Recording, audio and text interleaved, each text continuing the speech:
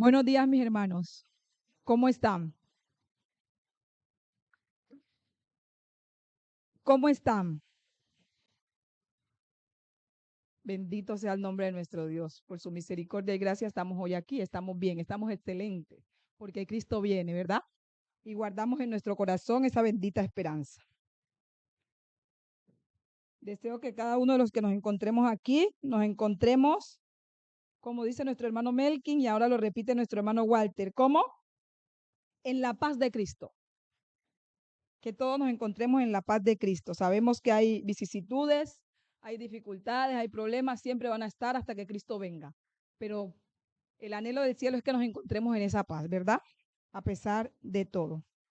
Le doy las gracias a Dios por la oportunidad de estar nuevamente aquí, pero no puedo dejar de lado, hermanos, el nervio y el susto que me da estar aquí. No solo por el hecho de estar frente a ustedes, hermanos, no, sino por el hecho de que voy a abrir la palabra sagrada. Y es una gran responsabilidad, ¿verdad? Es la escritura. Y entonces da un poco de susto el hecho de estar aquí. Vamos a inclinar nuestro rostro y vamos a orar. Vamos a pedir la dirección del Espíritu Santo para que podamos entender su palabra en esta mañana. Bendito Dios y Padre, gracias le damos porque usted ha tenido a bien traernos nuevamente a su encuentro. Gracias, bendito Dios, por esta oportunidad tan maravillosa de abrir su palabra. Le pedimos de antemano, bendito Dios, perdone nuestras faltas. Y usted, oh Espíritu Santo, por favor asístanos, diríjanos, concédanos un corazón humilde y sencillo para escucharle en esta hora. Y todo lo que usted traiga para nosotros, bendito Dios, sea puesto por obra en nuestro diario vivir. Acompáñenos pues en el nombre de Jesús. Amén. Amén. Muy bien, mis hermanos. Vamos a la lectura bíblica hablaba de Mateo 7, 1, ¿verdad? Pero vamos a irnos un poco más atrás. Vamos a irnos al contexto de ese texto de Mateo 7:1. Vamos entonces a trasladarlos en esta mañana allá, aquel desconocido monte de Galilea, donde el maestro se acomodó para hablar con la multitud.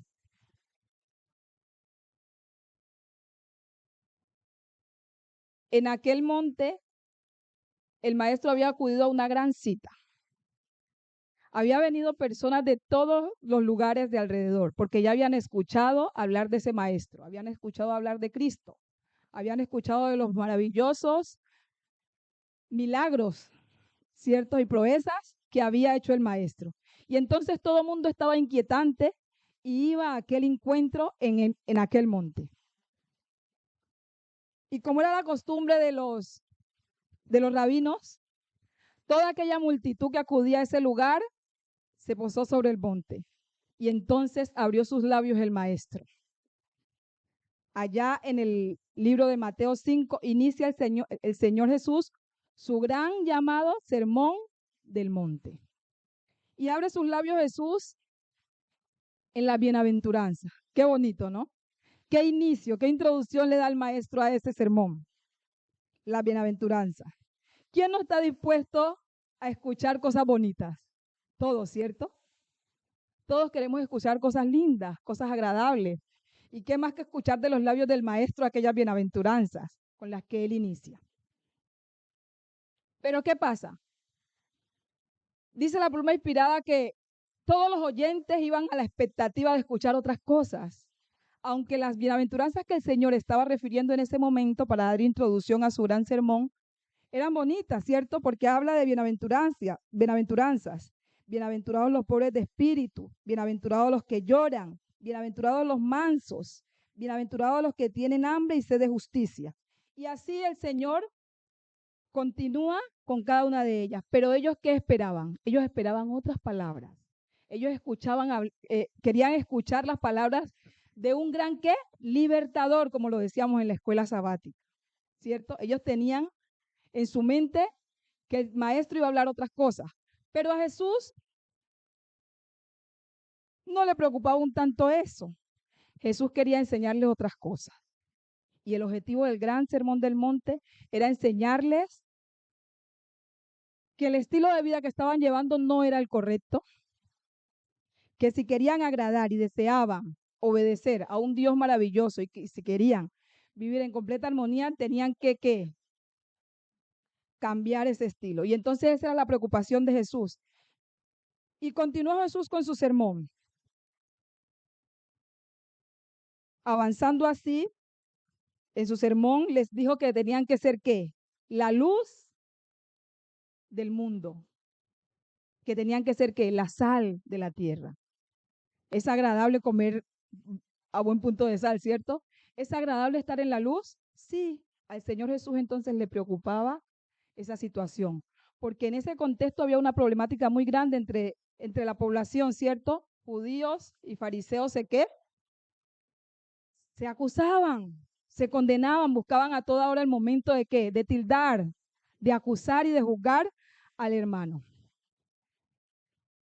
Entonces Jesús, continuando con sus enseñanzas, les fue diciendo vez tras vez cómo era que tenían que vivir, cómo era que tenían que comportarse, cómo tenía que ese carácter realizar un giro total, ¿cierto?, en sus vidas.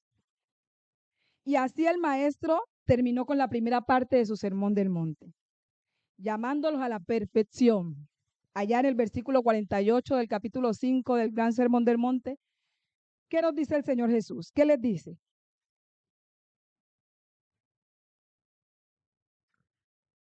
Los invitó, los llamó a qué? A la perfección. Y no a la perfección que hoy el mundo nos vende y nos muestra, ¿cierto? El mundo hoy nos ha pintado que esa perfección tiene que ser, tiene otro entorno, pero la que Jesús estaba diciendo en ese entonces no era esa. La perfección a la que Jesús los llamaba era que agarrarse de la mano del maestro y caminar, porque ese camino que Jesús les estaba enseñando es que los podía llevar a aquella perfección, porque perfección no es aquel que nunca cae, no, es aquel que cae, se levanta, se aferra a la mano de Cristo y continúa por el camino. Esa es la perfección que el amado maestro les quiso enseñar en aquel lugar a la multitud. Y continuó así el maestro con su sermón, llegando así al capítulo 6 de Mateo, y les aconseja que cuiden de qué, de llamar la atención. Les aconseja que esa hipocresía con la cual han vivido durante tanto tiempo no estaba bien, que debían ¿qué? Corregirla, que debían corregirla. Sabemos que los fariseos tenían sus horas de oración, ¿verdad? Y siempre buscaban la ocasión de que la gente los estuviera ¿qué? Mirando. Y ya nosotros conocemos aquella oración del fariseo, ¿cierto? Aquí en el registro bíblico. Entonces Jesús le inquietaba también eso y quería enseñarles acerca de ese error el cual ellos cometían. También, continuando así, les enseñó acerca de la oración. Les enseñó acerca del ayuno, acerca de las riquezas, hermanos, y acerca de la confianza en el Eterno, acerca de los afanes. ¿Vivimos hoy afanados? ¿Vivimos hoy afanados? Pero el maestro aquí le está diciendo al pueblo que ¿qué? Que no se afanen, que miren los lirios del campo, que miren las aves de ¿qué? Del cielo. ¿Ellas se preocupan? No, porque el maestro es quien las sostiene. Entonces el Señor les iba diciendo vez tras vez una y otra cosa por la cual debían conducirse, pero que necesitaban ¿qué? Sabiduría. Necesitamos hoy sabiduría para acatar todos esos consejos que el maestro les estaba diciendo en este contexto a la población. Necesitamos mucha sabiduría. Y así el Señor finaliza la segunda parte de aquel gran sermón, con cada consejo, con cada palabra que salía del maestro para cada una de las personas y también para nosotros hoy, hermanos, porque ellos ya vivieron su momento, ese era el contexto de ellos. Hoy nosotros tenemos el nuestro, ¿verdad? Y entonces llega el maestro en el capítulo 7, que fue nuestra lectura bíblica, nuestra gran lectura bíblica que leyó Larisa. Mateo 7:1.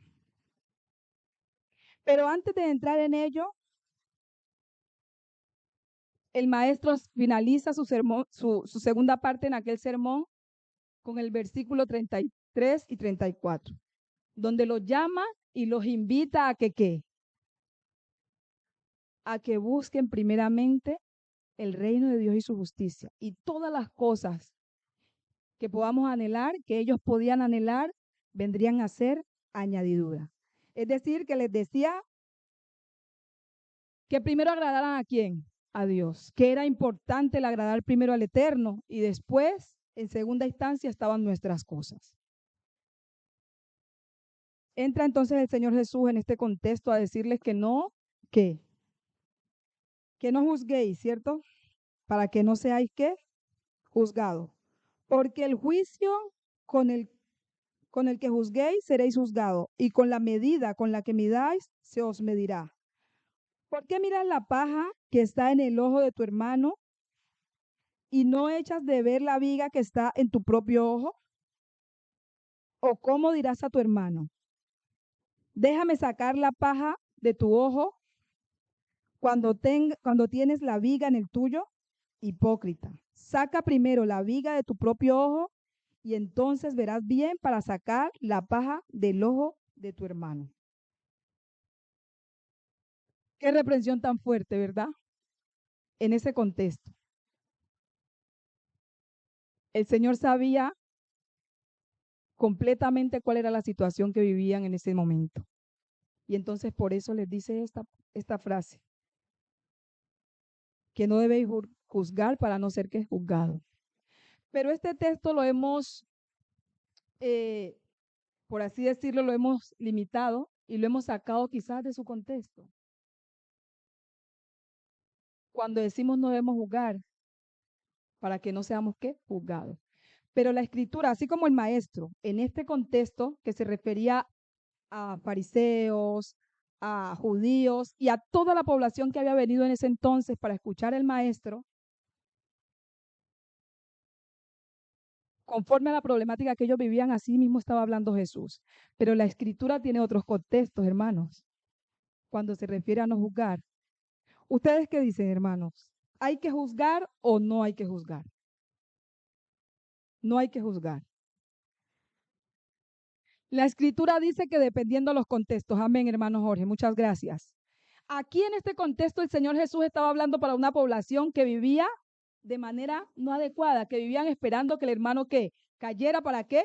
Para condenarlo. Y de hecho, recordemos aquel episodio cuando María Magdalena venía ¿qué? Perseguida. Y uno de los que venía persiguiéndola, ¿quién era? ¿Quién era uno de los que venía persiguiéndola? Simón, ¿cierto? Su propio familiar, quien la había inducido, dice el Espíritu de Profecía, a eso, a la prostitución. Y entonces era el primero que la estaba ¿qué? Señalando. Entonces, en este contexto es que el Señor Jesús se refiere a que no debemos ¿qué? Juzgar, porque Él sabía la problemática que estaban viviendo en aquel entonces. Pero la Escritura, hermanos, registra contextos, registra situaciones en las que sí tenemos que ¿qué? Juzgar. Quizás por la mala interpretación del texto, hoy en nuestra iglesia tenemos muchas problemáticas. A veces conversamos con los hermanos o escuchamos que en la iglesia esto, que en la iglesia aquello, que en la iglesia está pasando lo uno, lo otro, y todo el mundo ¿qué? ¿Para qué? Según como dice la escritura, para no que juzgar.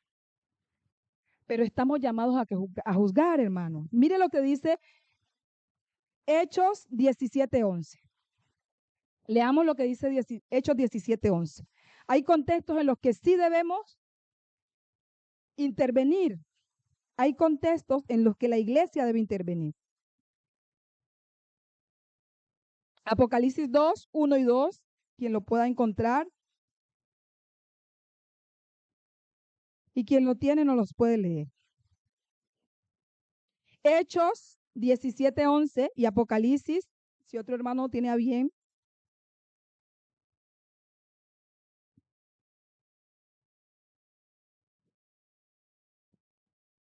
leerlo, Hechos 17.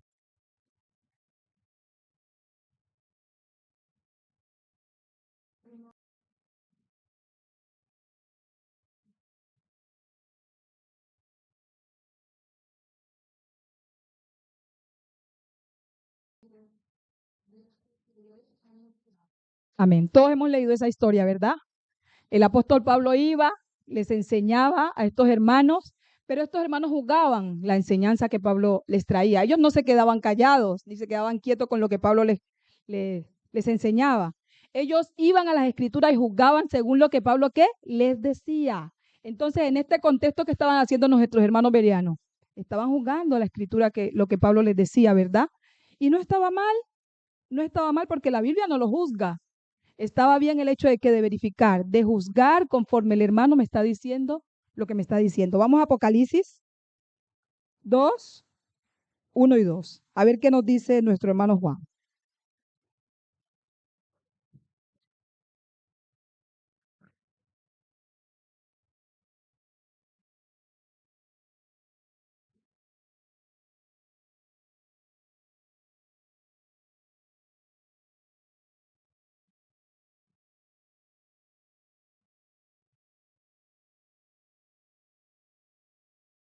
Entonces lo descubre juzgando,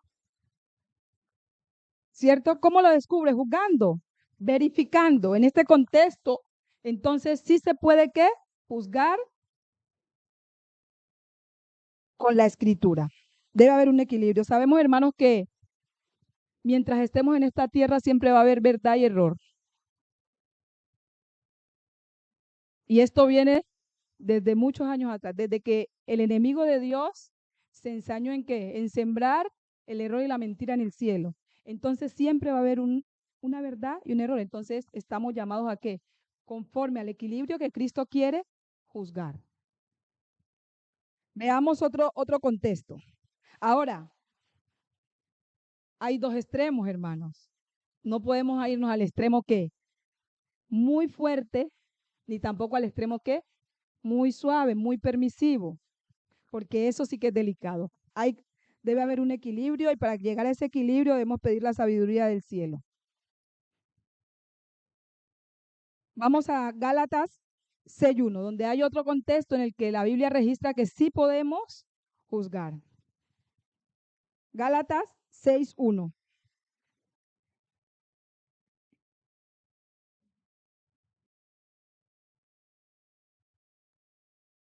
Con espíritu de mansedumbre, considerándote a ti mismo, no sea que tú también seas tentado. Pues, hermana, ¿qué nos está diciendo entonces el apóstol aquí? Que debemos ¿qué? Ser espirituales. Hay un parámetro, ser ¿qué? Espirituales, para así llamar al hermano y ¿qué? Exhortarlo, pero sobre todo que restaurarlo. Por eso no podemos irnos al extremo de ser muy duros, ni tampoco ser muy blandos, porque el objetivo final es que restaurar al hermano, no sacarlo, ¿cierto? Sino restaurarlo. Vamos a Corintios, 1 Corintios 1:6, donde el apóstol Pablo encuentra otra problemática en la cual él tiene que intervenir conforme a la escritura. 6:1.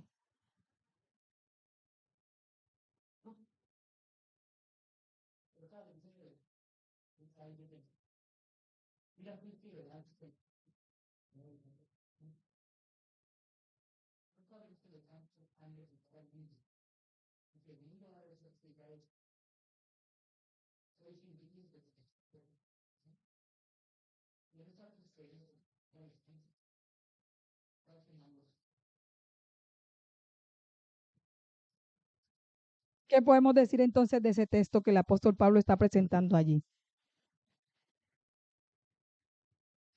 ¿Acaso no sabéis que vosotros debemos ¿qué? Juzgar al mundo? Pero había una problemática ahí. Nuestros hermanos en ese entonces estaban llevando la situación de la iglesia a donde afuera, a los incrédulos, para que ellos dieran veredicto. Vaya, qué lío, ¿cierto? A veces nos pasa, hermanos, que suceden situaciones en nuestra hermandad y la sacamos allá para que el impío tenga que opinar. Cuando el impío no tiene nada que opinar acerca de asuntos que espirituales, de asuntos de la iglesia. Eso tenemos que resolverlo acá entre hermanos, con misericordia, con equilibrio, hermanos. Tenemos que juzgarnos. Entonces, este es otro contexto, otra situación en la que el apóstol Pablo hace un llamado a que sí, y la escritura nos dice a que sí, tenemos que ¿qué? Juzgarnos entre nosotros mismos. Mateos 18, 15, 17.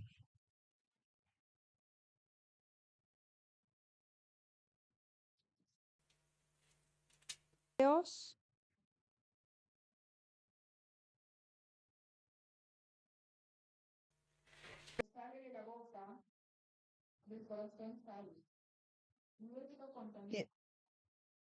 no, 18. Sí, Mateo 18, 15 al 16. Sí, capítulo 18.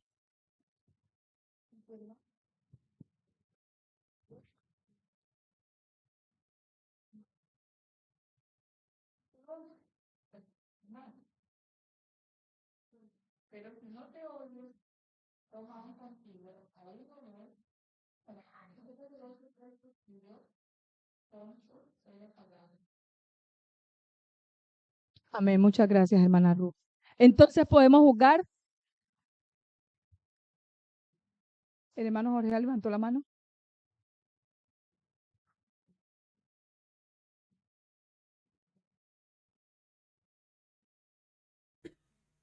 Tenemos que tener un qué, un equilibrio y pedir sabiduría al cielo. ¿Cierto? Pedir sabiduría al cielo, porque estamos llenos de errores, estamos llenos de iniquidades, ¿cierto? Entonces tenemos que pedir la dirección para que pueda haber ese equilibrio correcto. La misma escritura da los parámetros en Mateo 5:9, ¿cierto? En el comentario bíblico lo explica muy bien. ¿Cuáles son los parámetros? La hermana Ru lo acaba de leer, ¿cierto? Si algún hermano ha faltado contra ti, hombre, llámelo. Oren y dígale, hermano, pasa esto y esto y esto, hermano, ¿cierto? Si ya el hermano no escucha, pues entonces la misma escritura está diciendo, ¿cierto? Busca a tu hermano y... Pero el apóstol Pablo tiene otro caso en el que se juzga y de manera bien fuerte, hermano. Vamos a Corintios, 1 5, del 1 al 9. Hay un caso muy delicado en la iglesia. Y el hermano Pablo tiene que intervenir. Difícil los casos en cuando ocurren cosas, ¿cierto? Como en el caso que se presenta aquí, si algún hermano tiene a bien tener la lectura, 1 Corintios 5, 1 al 9.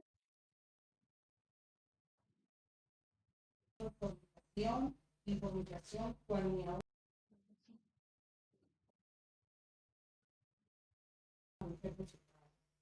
y vosotros estáis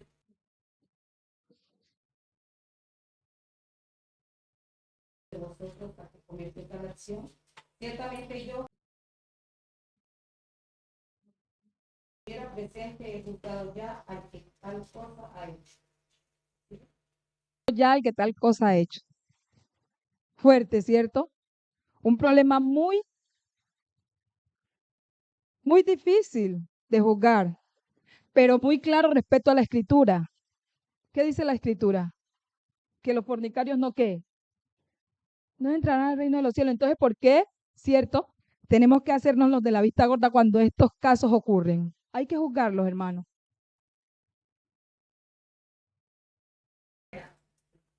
Hay que juzgarlo, no podemos guardar silencio, no podemos ser negligentes.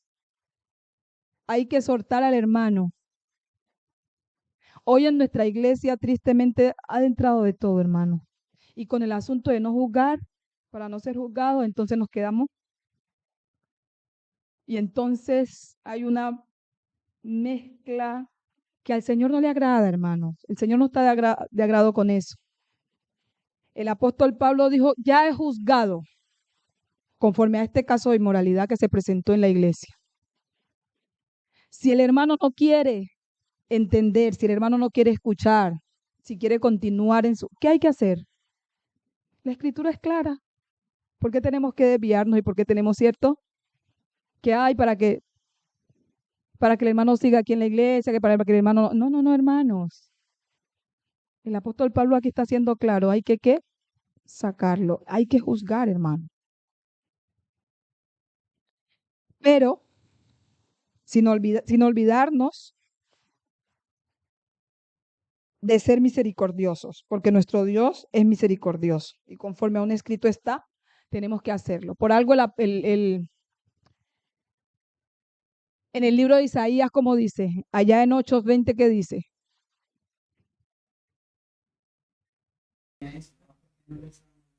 Entonces, conforme a la escritura, debemos hacerlo. Nuestro Dios, a través de su palabra, nos da parámetros para hacerlo, nos da parámetros para juzgar. No podemos basarnos en el contexto en el cual Jesús dice, no juzgas para que no seas juzgado, porque ya la escritura nos ha hablado, ¿cierto? Antes de ello, el Señor sabía lo que estaba pasando con la multitud que lo iba a escuchar en ese momento. Y entonces por eso se refería a eso, ¿cierto? Porque ellos vivían de una manera no acorde, como el cielo lo quería. Pero hoy nosotros estamos llamados ¿a qué? A juzgar conforme a la escritura, a juzgar y a no quedarnos ¿qué? Callados. No por el hecho de juzgar o llamar a un hermano y de tratar de exhortarlo, quiere decir que seamos más santos que el hermano. No, no, ¿cierto? Porque anhelamos que ese hermano vaya ¿a qué? Al cielo. No queremos que ese hermano se quede. Entonces, por eso, por amor a Cristo lo hacemos. Tenemos que hacerlo. Pero no olvidándonos, hermanos, de eso que llamamos empatía, de colocarnos en los zapatos del hermano. ¿Por qué tenemos que colocarnos en los zapatos del hermano? Porque nosotros no sabemos cuál es la escuela del dolor del hermano. ¿O acaso usted sabe qué está viviendo su hermano? ¿Cierto? Que actúa de cierta manera. Usted no sabe, hermano, cuál es la escuela de él. ¿Por qué está pasando? Yo quiero que en esta mañana nos coloquemos en los zapatos de dos personajes que la Biblia ha dejado para nosotros, ha dejado registrado porque la escritura es clara al decir que estas cosas se escribieron ¿para qué?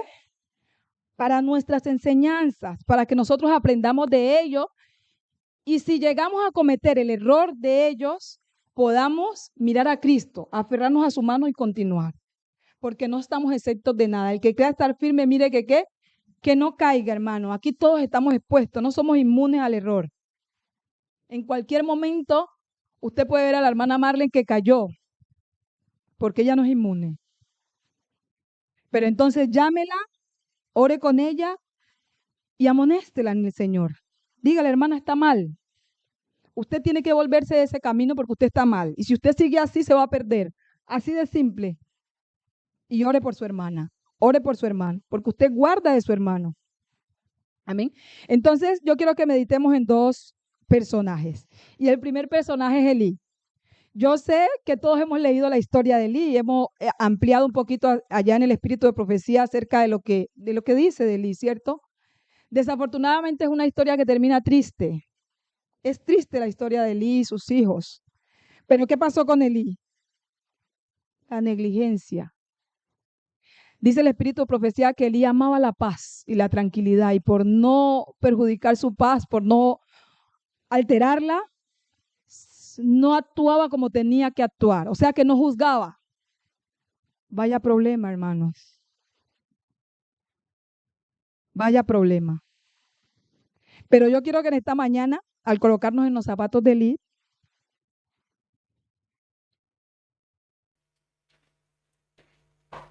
vemos en aquel anciano. Qué triste, ¿verdad? Un anciano luchando con sus hijos. Dice el espíritu de profecía que beneficiaba de lo que los hijos hacían. Yo creo que todos hemos leído, o si no lo hemos leído, vamos allá a Patriarcas y Historia de los Patriarcas y Profetas y leemos para que ampliemos un poquito acerca de ello. El final de Eli fue triste, allá en Primera de Samuel, capítulo 2, si no estoy mal. Primera de Samuel, capítulo 2. Un poquito, pero en la pluma inspirada nos amplía un poco más. En Primera de Samuel, capítulo 2, el versículo 21, 23 y 24 nos dice lo siguiente. Elí era muy viejo, pero cuando supo lo que sus hijos hacían con todo Israel y cómo dormían con las mujeres que velaban a la puerta del tabernáculo de reunión, les dijo, ¿por qué hacéis cosas semejantes? Oigo hablar a todo este pueblo vuestro mal proceder. No, hijos míos, porque no es buena la fama la que yo oigo, pues hacéis pecar al pueblo de Jehová. Y el versículo 25 dice, me llamó mucho la atención, si peca el hombre contra el hombre, los jueces lo juzgarán. Pero si alguno peca contra Jehová, ¿quién rogará por él? ¿Quién rogará por él? El pecado de los hijos de Elí era muy grande. El único que podía solucionarlo era Cristo, si ellos se arrepentían, si ellos se devolvían. Y todos sabemos el final de ellos, ¿cierto? Murieron en la guerra, presuntuosamente creyendo que el arca los iba a salvar, que iba a... No, la presencia del Señor ya se había alejado, ya el juicio había llegado, la sentencia se había dado. Pero yo quiero que en esta mañana meditemos un poquito. La historia termina de manera negativa. Elí muere al recibir la noticia de que el arca había sido raptada. No un tanto por la muerte de sus hijos, porque Elí ya era consciente y sabía que sus hijos, ¿cierto?, habían tomado la decisión, porque aquí la Biblia dice que Elí los llamaba, Elí les decía, hombre, quizás lo hacía de manera, sí, como lo dice el Espíritu de Profecía, no como tenía que ser, con la firmeza que tenía que ser, fue negligente frente a eso. Pero les decía, hombre, no, están haciendo pecar al pueblo, y ellos por un oído les entraba y por otro les salía. Pero yo quiero que resaltemos y nos coloquemos en los zapatos de Elí, un anciano. El corazón a Elí yo creo que le dolía como padre, así como nos duele cuando nuestros hijos, ¿cierto?, hacen cosas que no deben.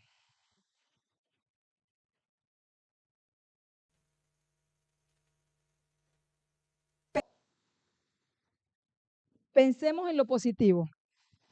A pesar de que la historia terminó así, de que Elí y sus hijos recibieron la sentencia, hay que resaltar algo bonito de Elí. Cuando Elí miró a Ana y la juzgó de la manera que la juzgó, de borracha, también resaltó, luego de que se enteró por qué Ana estaba así, la espiritualidad. Y le dio, ¿qué?, su bendición. Y no termina ahí. Algo positivo también de Elí es que cumplió una labor muy bonita. ¿Con quién? Con Samuel. Y dice el Espíritu de Profecía lo siguiente que me gustó mucho. Al Elí apenado por la inconducta de sus hijos, encontraba reposo, consuelo y bendición en la presencia de Samuel. Porque Samuel era servicial, afectuoso, y dice, hermano, escuche bien, y ningún padre amó jamás a un hijo más tiernamente que Elí a Samuel. Qué bonito, ¿cierto? Qué bonito. Nuestro Dios anhela que en medio de las cosas, de las imperfecciones, de las debilidades que hay, nos coloquemos por un momento en los zapatos. Aunque Elí fue negligente, yo pienso, hermano, en mi mente finita que Elí, esa situación lo afligía, le dolía esa situación. Nos duelen situaciones en las que a veces tenemos que, ¿cierto?, presenciar, sobre todo con nuestros hijos, con los nuestros. Ayer conversaba con mi hermana, hermanos, y le decía, Cristo viene, hay que organizarse. Tuvo un sueño, le dije, tuvo un sueño en el que veía a mi madre muerta y me angustié, hermanos, porque yo dije, uy, Dios mío, qué fuerte. Ella no ha arreglado sus cuentas con Cristo. Y ustedes se imaginan que duerma en esa condición. Entonces eso me afligía. Y yo conversaba con ella, pero bueno, ella lo juzgó de manera incrédula. Ella se metió por una cantidad de cosas, me dijo, reputó muchas cosas, pero le angustia a uno el hecho de ver su familiar, su hijo, de esa forma, ¿cierto? Pero entonces resaltemos lo bonito y coloquémonos en los zapatos de aquel hermano, coloquémonos en los zapatos de Elí.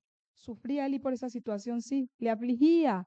y el único reposo que encontraba, lo encontraba al lado de Samuel. Es bonito eso, ¿verdad? Es bonito eso. La escuela del dolor de Eli fue fuerte. Yo no sé cuál es su escuela del dolor, hermano. También en otro personaje, hermano, la esposa de Lot. ¿Usted se ha colocado en los zapatos de la esposa de Lot? Yo sé, hermanos, que el espíritu de profecía y la escritura deja bien en claro lo que sucedió. ¿Y cómo terminó ello? Que terminó de manera ¿qué? Funesta, negativa. Ella fue condenada. Pero usted se ha detenido un momento y se ha colocado en los zapatos de aquella mujer.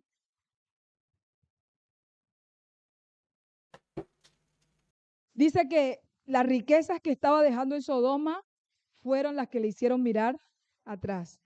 Pero detengámonos un poquito, no solo la riqueza, hermano, también dejaba a sus hijos, porque la escritura dice que allá tenía otros hijos, no solo las dos que salieron, porque dice ahí en el libro de Génesis, capítulo 19, que los ángeles le dijeron a Lot que saliera y amonestara, le dijera a sus yernos, ¿cierto? A los otros, que si tenía, le preguntaron que si tenía alguien más allí.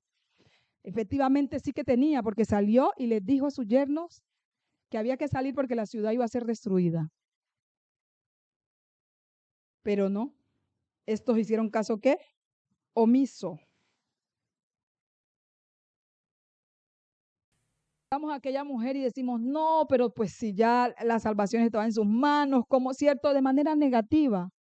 Pero nos hemos detenido a pensar que aquel corazón de esa madre que iba corriendo, fugitiva de las llamas de Sodoma y Gomorra, estaba dividido porque allá habían también hijos. Los que somos madres sabemos y entendemos qué se siente ver a un hijo sufrir.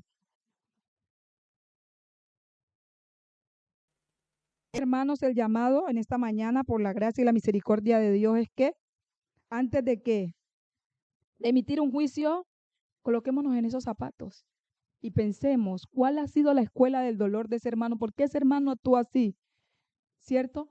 ¿Por qué ese hermano habla así? ¿Por qué ese hermano es tan duro? Yo no sé cuál ha sido su historia de vida, pero Cristo sí sabe y Él tiene misericordia de nosotros. Tengamos también nosotros misericordia de nuestros hermanos. Coloquémonos en los zapatos antes de qué, de juzgar conforme a la Escritura y con el equilibrio que Cristo quiere que nosotros tengamos. Hermanos, si así lo hacemos, que Dios nos ayude. Si así lo hacemos, que Dios nos bendiga y nos ayudemos unos a otros a avanzar. Y cuando tengamos que juzgar conforme a un escrito está, lo hagamos por misericordia y para redimir a aquel hermano. Porque el anhelo es que todos podamos ¿qué? Llegar a la meta. Todos podamos alcanzar, ¿cierto? La salvación la cual Cristo nos ha ofrecido. ¿Cierto? Que Dios nos bendiga, que Dios nos guarde y tenga misericordia de cada uno de nosotros.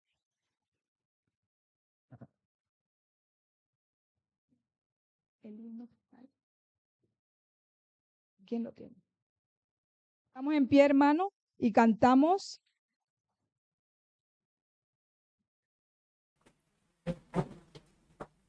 El himno, ¿quién lo tenía? 241.